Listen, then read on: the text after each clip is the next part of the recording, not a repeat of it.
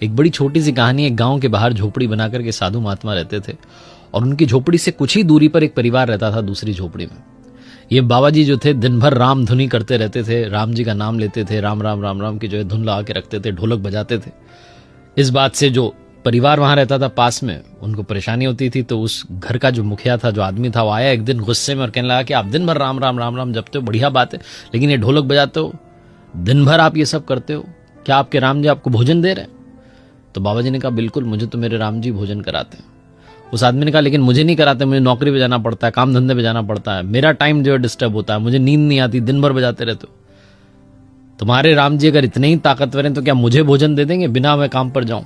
बाबा जी ने कहा बिल्कुल दे देंगे, बस तुम मेरे साथ साथ राम राम जपना शुरू कर दो।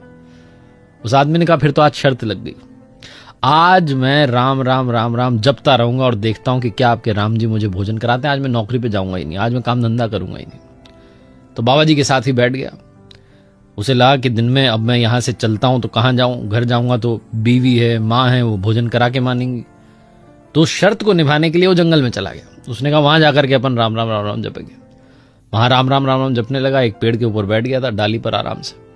तब उसने देखा कि गांव के कुछ लोग जो थे, एक ग्रुप जो था, समूह जो था, वहां से निकल रहा था और वो उस पेड़ के नीचे ही आकर के रुके और उन्होंने बढ़िया सा भोजन बनाया।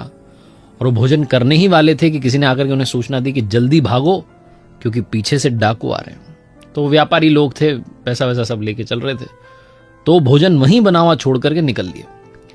पीछे से डाकुओं का ग्रुप आया, उन्होंने देखा कि बढ़िया भोजन जो यहां बनकर के तैयार है, गर्मा गर्म लग रहा है, लगता है कि कोई अभी बना करके गया।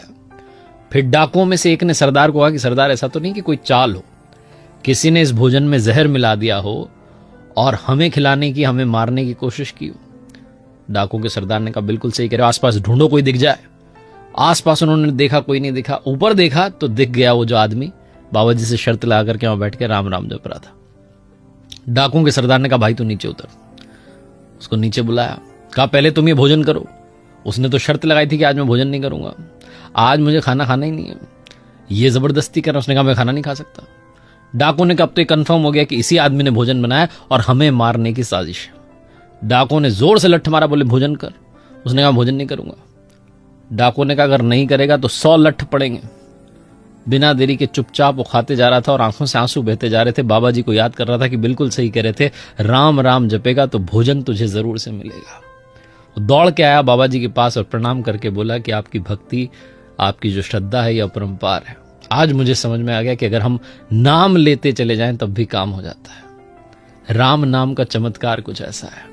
आप उन्हें जिस भी नाम से पुकारते हैं, पुकारते रहिए।